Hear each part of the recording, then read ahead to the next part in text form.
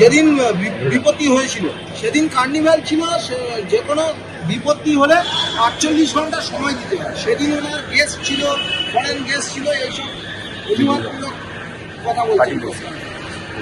ওনার প্রায়োরিটিটা কি তো মানুষ দেখতে পাচ্ছে। কলকাতাতে এত বড় বিপর্যয়ের পরে বাড়ি থেকে বেরোননি, একটাও মৃত পরিবারের সঙ্গে 12 জনের সঙ্গে কারোর সঙ্গে দেখা করেছে। ওনার একজন মন্ত্রী আছে যিনি 50% লোককে উর্দুতে কথা বলাতে চান, তিনি একজনের বাড়িতে গেছেন। নাটকবাজি লোক জানে না। উনি এখানে নাচবেন বলে রেড রোডে, সেই জন্য তার প্রায়োরিটি 1 ছিল নাচতে হবে। টালিগঞ্জের কিছু চটি চাটাকে নিয়ে নাচতে হবে।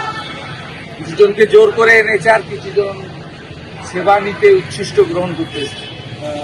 বারবার আদিবাসী নেতারা আক্রান্ত হচ্ছে, ওনাদের দলে আক্রান্ত হচ্ছে। তৃণমূল বলে তারা আদিবাসী প্রেমী, সেটা কি ভুয়ো দাবি? খগেন মুর্মুর রক্ত যদি ভুয়ো হয়ে থাকে তাহলে আমার বলার কিছু নেই। তৃণমূলের এই যে আদিবাসী প্রেমটা আদিবাসী প্রেম কি আদিবাসীদের জন্য কি করেছে? সবসময় বলছে তো আদিবাসী পিটিয়ে মেরেছে ডাক্তার সোরেনকে দেবরাত, আবগারি পুলিশ। সুবল সোরেন মারা গেছে, তার যোগ্য শিক্ষকের চাকরিটা কেড়েছে। পুরুলিয়ার পাহাড়ের পর পাহাড় বেচে দিয়েছে। 30,000 মূলত আদিবাসী আর নেপালি যারা চা বাগানের শ্রমিক, তাদের কেরালা এবং আসাম যেতে বাধ্য করিয়েছে। বড় বড় কথা বলছি। খগেন মুর্মুর যে রক্ত, এই রক্তে প্রায়শ্চিত্ত মমতা ব্যানার্জিকে করতে হবে কয়েক মাস। নমামি গঙ্গে প্রকল্প নিয়ে মুখ্যমন্ত্রী প্রধানমন্ত্রী কটাক্ষ করলো, কিন্তু আজ কেন্দ্রীয় জলসম্পদ মন্ত্রক কত নমামি গঙ্গে প্রকল্পে কত টাকা দিয়েছে পাই টু পাই হিসাব এবং তথ্য দিল। মিথ্যে কথা বলছিল। উনি কবে সত্যি কথা বলেছিলেন? আমাদের রাজ্যের মুখ্যমন্ত্রী কবে সত্যি কথা বলেছিলেন? ওনার মিথ্যা কথা বলাটা স্বভাবে পরিণত হয়েছে এবং মিথ্যাশ্রী পুরস্কারের একমাত্র যোগ্য মুখ্যমন্ত্রী। ওনার নাম তো নির্মমতা। আবহাওয়া দপ্তরের তো পূর্বাভাস দিয়েছিল এবং পূর্বাভাস দিয়েছিল, কিন্তু সেই সমস্ত বিষয় আবহাওয়া দপ্তর দেওয়ার পরেও এই রকম বিপর্যয় সামলাতে পারলো না রাজ্য সরকার। প্রায়োরিটি ইন্দ্রনীলকে নিয়ে গান গাওয়া আর টালিগঞ্জের কিছু স্থাপককে নিয়ে নাচা। তা নির্লজ্জ মুখ্যমন্ত্রী 30 জনের বেশি মানুষ মারা যাওয়ার পরে যে নৃত্য করেছেন রেড রোডে দাঁড়িয়ে, তারপরে ত্রাণ দিতে গিয়ে খগেন মুর্মু শঙ্কর ঘোষের সঙ্গে যা করেছেন, এরপরে পরিষ্কার প্রমাণিত হয়েছে এই রাজ্যে জঙ্গল রাজ্য।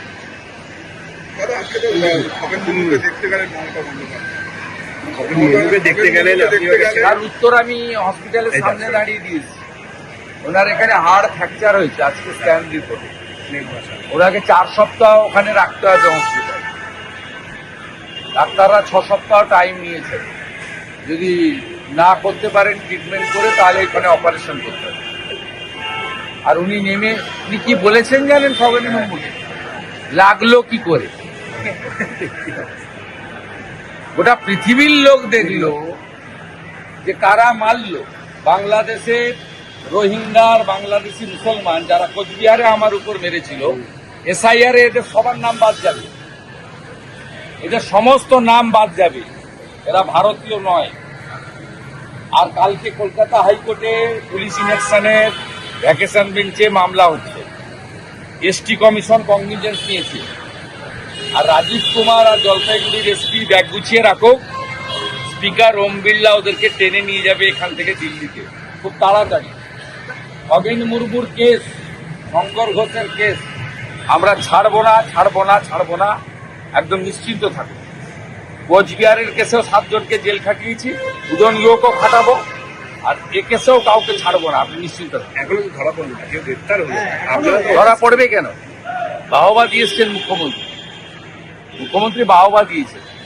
মুখ্যমন্ত্রী তো এই গুন্ডাদের উপরে আছেন, এই অবৈধ অনুপ্রবেশকারীদের সাহায্যে পশ্চিমবঙ্গে আছে, সাধারণ মানুষ নেই।